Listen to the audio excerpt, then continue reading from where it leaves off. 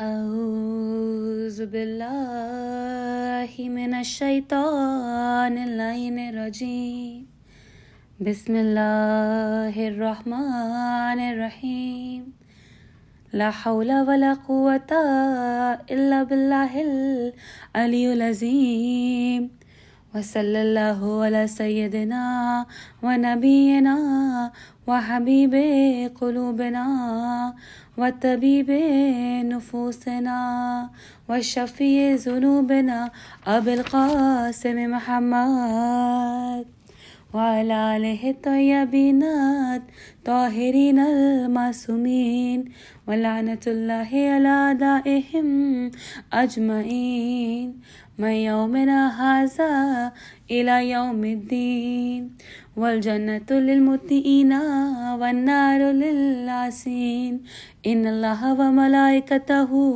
يصلون على النبي يا أيها الذين آمنوا صلوا عليه وسلموا تسليما اللهم صل على محمد وآل محمد وعجل فرجهم اجمعین۔ ہے وہ حسن کے عرش بری پر ہے جس کا نام، ہے وہ حسن کے عرش بری پر ہے جس کا نام، ہے وہ حسن کے جس کی رعایا ہیں 10 امام، ہے وہ حسن کے جن کے ہیں عباس بھی غلام، ہے وہ حسن کے جس کے ہیں عباس بھی غلام، اور ہے وہ حسن کے جس سے ڈریں اب بھی اہل شام، اور جس نے صلح کی تیغ سے اونچے علم کیے، جس نے قلم کی نوک سے کچھ سر قلم کیے۔ اللہم صلی علی محمد و آل محمد وعجل فرجہم اجمعین۔ اعوذ باللہ من الشیطان اللعین الرجیم بسم اللہ الرحمن الرحیم انما یرید اللہ لیذھب عنکم الرجس اہل البیت ویطہرکم تطہیرا۔ اللہم صلی علی محمد وآل محمد وعجل فرجہم اجمعین۔ آپ تمام سامعین کو میری جانب سے السلام علیکم ورحمۃ اللہ وبرکاتہ، اور ماہ رمضان کے اس پاک مہینے میں ظہور پرنور امام حسن مجتبیٰ علیہ السلام بہت بہت مبارک ہو۔ عزیزان محترم، آج گفتگو اس کریم اہل بیت پر، اس ہستی پر کرنی ہے کہ جو فرزند رسول ہیں۔ کس کے ذریعے فرزند رسول ہیں؟ شہزادی فاطمہ الزہرا کے ذریعے فرزند رسول ہیں۔ عزیزان محترم، امام حسن مجتبیٰ علیہ السلام میرے امام پہلے فرزند ہیں تاریخ انسانیت میں امام حسن پہلے فرزند ہیں کہ جن کی ماں بھی معصومہ ہے اور جن کے بابا بھی معصوم ہیں۔ حضرت امام حسن علیہ السلام سے پہلے یہ منصب، یہ مقدر کسی کا نہیں بنا۔ ایسے بہت سارے ہیں جن کے باپ معصوم تھے لیکن ماں کسی کی معصومہ نہیں تھی۔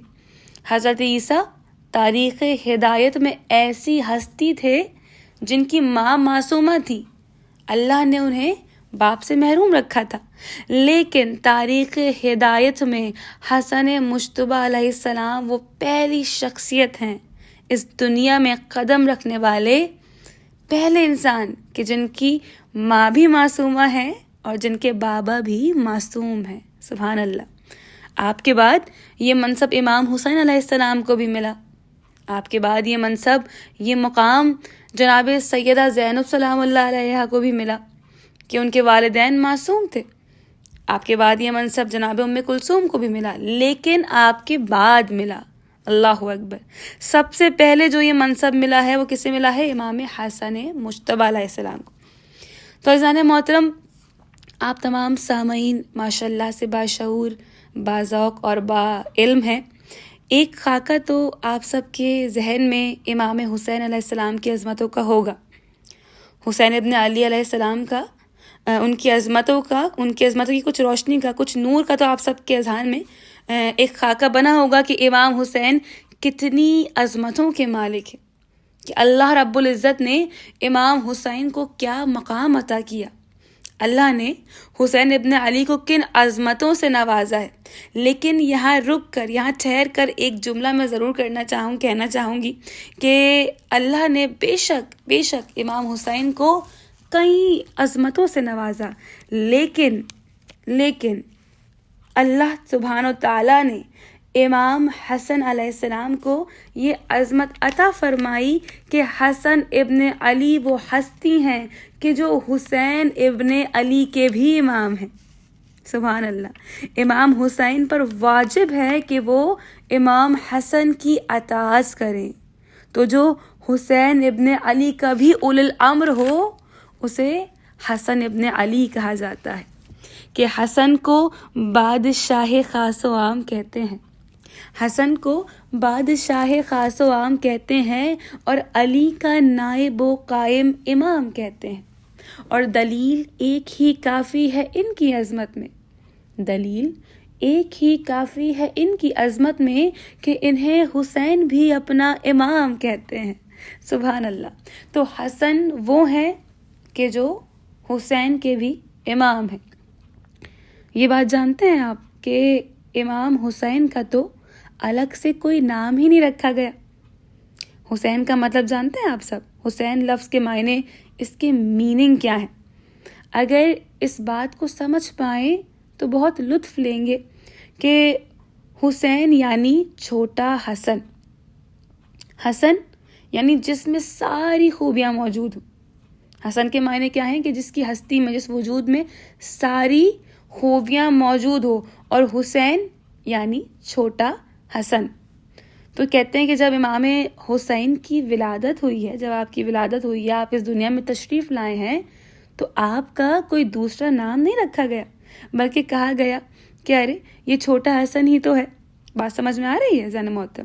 عظمت حسن مجتبی علیہ السلام کو ذرا سمجھیے کہ حسین کو بڑا کر دو تو حسن بنتا ہے، اور حسین کو چھوٹا کر دو، حسن کو چھوٹا کر دو تو حسین بنتا ہے۔ سبحان اللہ، تو یہ ہے حسن مجتبی علیہ السلام کے جو حسین کے بھی امام ہیں۔ اور بقول شاعر کہ حسن بھی حجت حق ہیں یہ اعتماد رہے، حسن بھی حجت حق ہیں یہ اعتماد رہے، اور حسین چھوٹے حسن ہیں یہ بات یاد رہے۔ تو عزیزان محترم، کیونکہ آج روز ولادت امام حسن مجتبی علیہ السلام ہے، تو آپ کے خوبصورت نام گرامی پر بھی ہم تھوڑی نگاہ ڈالتے ہیں۔ تو عزیزان گرامی، جب ہم اللہ سبحانہ و تعالیٰ کے ان اسما کی عظمت کو نہیں سمجھ سکتے کہ جو لفظی ہیں، تو ان اسما کی عظمت کیا سمجھیں گے کہ جو وجودی ہیں؟ لفظ کی عظمت جو نہیں سمجھ سکتا وہ وجود کی عظمت کیا سمجھے گا؟ کیونکہ جو لفظ سے اکتساب فیض نہیں کر سکتا وہ وجود سے کیا اکتساب فیض کرے گا؟ تو عزیزان گرامی، نام حسن مجتبی علیہ السلام تہذیب و ثقافتی تاریخ میں پہلی مرتبہ جس کا نام ہوا وہ حسن ابن علی ہیں۔ ان سے پہلے کسی کا نام حسن نہیں رکھا گیا۔ یہ کوئی معمولی بات نہیں ہے۔ حسن عربی زبان کا کلمہ ہے، مگر حسن اور حسین یہ دونوں نام کسی بچے کے ان دونوں ہستیوں سے پہلے نہیں رکھے گئے۔ حسن اور حسین ان دونوں ناموں کی شان یہی ہے کہ ان ہستیوں سے پہلے عرب میں کسی اور بچے کے یہ دونوں نام کبھی نہیں رکھے گئے۔ تو حسن سب سے پہلے جس کا نام یہ رکھا گیا وہ فرزند فاطمہ، فرزند علی، فرزند رسول، سبط اکبر، امام مجتبی حسن ابن علی علیہ السلام۔ اللہم صلی علی محمد و آل محمد۔ سب سے پہلے جو نام رکھا گیا ہے حسن، وہ حسن ابن علی کا۔ عزیزان محترم، امام حسن کی ہستی، آپ کی ذات کا ایک تعارف یہ بھی ہے کہ حسن کامل ترین مظہر اسم مبارک الرحمن ہے۔ عزیزان محترم، اس کا اپنا استدلال ہے۔ جو لوگ علم عرفان نظری میں وارد ہیں وہ اس چیز کو بہت اچھی طرح سمجھتے ہیں۔ تو امام حسن مجتبی علیہ السلام جن کے متعلق یہ کہا گیا ہے کہ آپ اس میں مبارک الرحمن کا مظہر کامل ہیں۔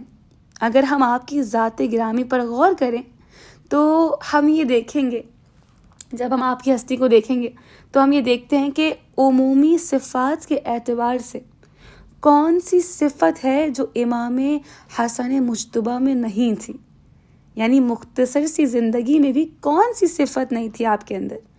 آپ کی شجاعت، آپ کی عفت، آپ کی حکمت، آپ کی عدالت، آپ کا علم اور آپ کی خطابت۔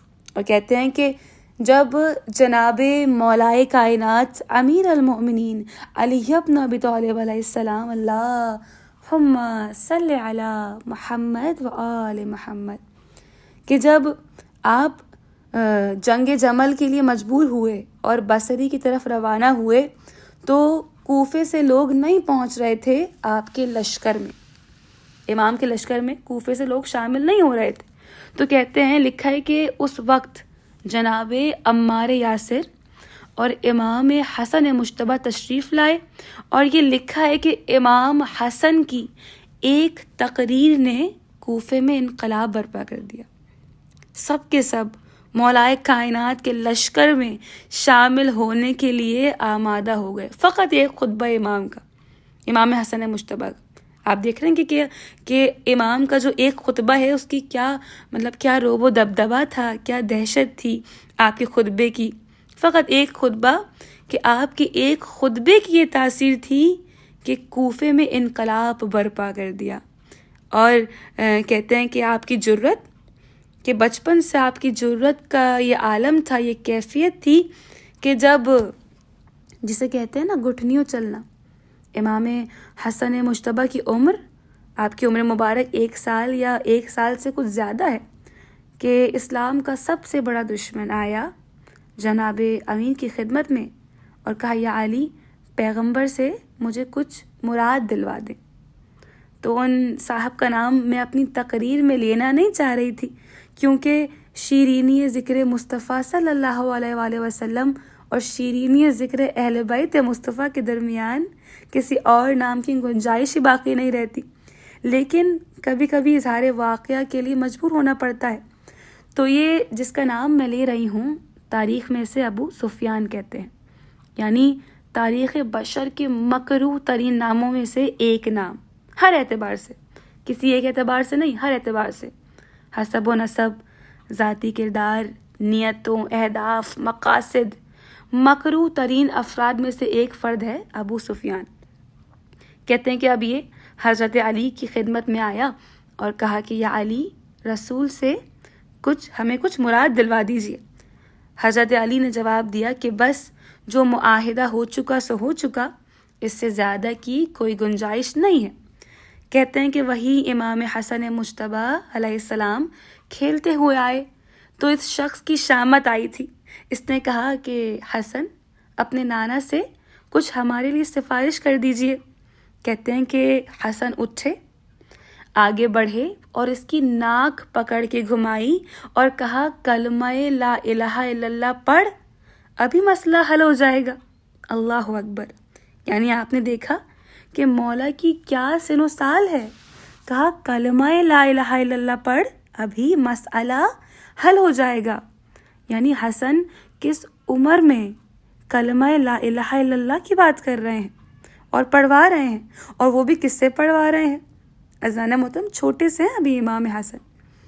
دیکھیے، یہاں پر ایک بات میں ضرور کہنا چاہوں گی کہ تاریخ نے ایک ظلم ان ہستیوں کے ساتھ یہ بھی کیا کہ بڑے بڑے واقعات تو لکھ دیے، لیکن جو سیرت زندگی ہے، جو چھوٹے چھوٹے واقعات جن سے انسان کے اخلاق کا اظہار ہوتا ہے، جس سے پتہ چلتا ہے مزاج کا، باطن کا، سیرت کا، ان کو بیان بہت کم کیا گیا ہے۔ لیکن پھر بھی جو چھوٹے چھوٹے چند واقعات ہمیں مل جاتے ہیں، اس سے یہ اندازہ ہوتا ہے کہ کتنے عظیم کردار کے مالک تھے۔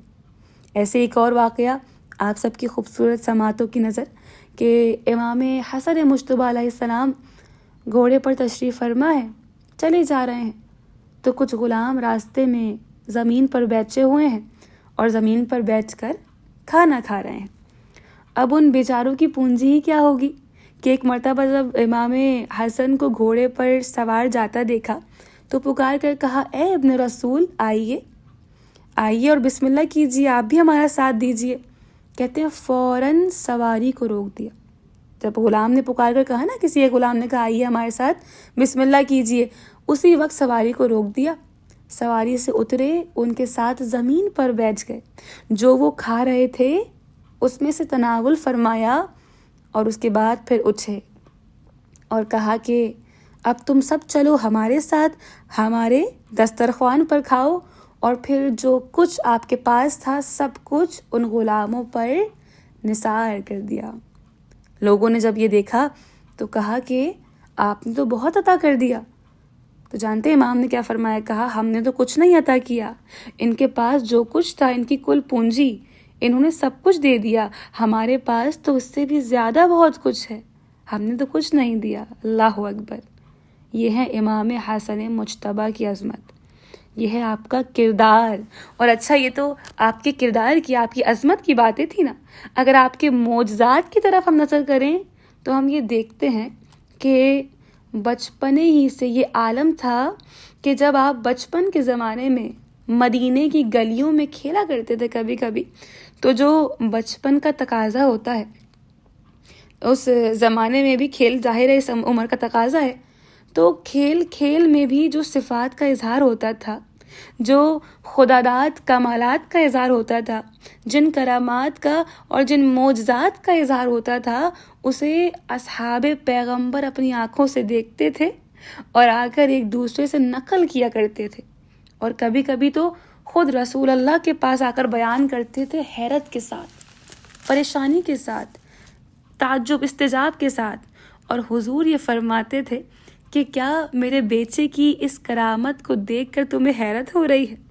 ایک روایت میں موجود ہے کہ حضور صلی اللہ علیہ وآلہ وسلم، اللہم صلی علی محمد و آل محمد، کہتے ہیں کہ حضور کے ایک جلیل القدر صحابی آئے اور انہوں نے آ کر یہ کہا کہ یا رسول اللہ، میں نے یہ دیکھا، اپنی آنکھوں سے دیکھا کہ حسن کھیل رہے تھے اور ایک شخص آیا جو بہت پیاسا تھا، اس نے پانی طلب کیا، تو حسن نے کھیلتے کھیلتے میں ہی ایک پتھر کا ٹکڑا اٹھایا اور اسے ایسے نچوڑا جیسے کوئی نرم چیز ہو، اور کہتے ہیں صاف اور شفاف اور شیریں پانی اس پتھر میں سے نکل آیا، اور جب پانی نکل آیا تو اس پیاسے شخص کو دے دیا اور کہا کہ یہ لو، پانی پی لو۔ تو عزیزان محترم، پتھر سے پانی نچوڑ کر پیش کر دینا حسن کے بچپن کا کھیل ہے۔ حضور مسکرائے اور فرمایا کہ تمہیں حیرت ہوتی ہے؟ کہا میرے بیٹے، کیا جملہ ہے، غور کیجیے گا، کہا میرے بیٹے کے اس کمال کو دیکھ کر تمہیں حیرت ہوتی ہے؟ فرمایا خدا کی قسم، اللہ نے اس کائنات کی ہر چیز پر، اس کائنات کے ذرے ذرے کو ان کی اطاعت کا حکم دیا ہے۔ اللہ اکبر! یہ ہیں ان کی فضیلتیں، یہ ہیں ان کے فضائل۔ اور ایک معجزہ تو یہ بھی ہے کہ یہاں ہم ان کے فضائل بیان کر رہے ہیں اور وہاں ایک دنیا ہے جو انگاروں پر لوٹ رہی ہے۔ ان کی سمجھ میں ہی نہیں آتی کہ یہ ہم کیا بیان کر رہے ہیں، ہم یہ کیا کہہ رہے ہیں، یہ ممکن کیسے ہے، یہ غلو کر رہے ہیں، یہ شرک کر رہے ہیں، یہ بدعت ہے۔ تو عزیزان محترم، یہ نہ تو بدعت ہے، نہ غلو ہے، اور نہ شرک ہے، یہ تو ان کی معمولی فضیلتیں ہیں۔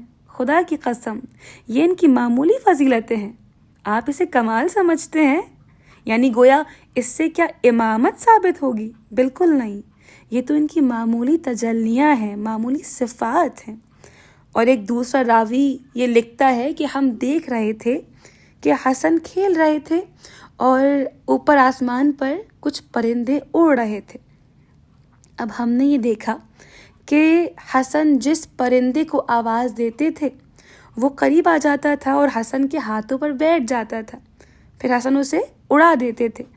پھر حسن دوسرے پرندے کو آواز دیتے تھے، وہ آتا تھا، امام حسن کے ہاتھوں پر بیٹھ جاتا تھا اور حسن پھر اسے اڑا دیتے تھے۔ یعنی حیرت تھی کہ یہ پرندے مسخر ہیں حسن کے لیے.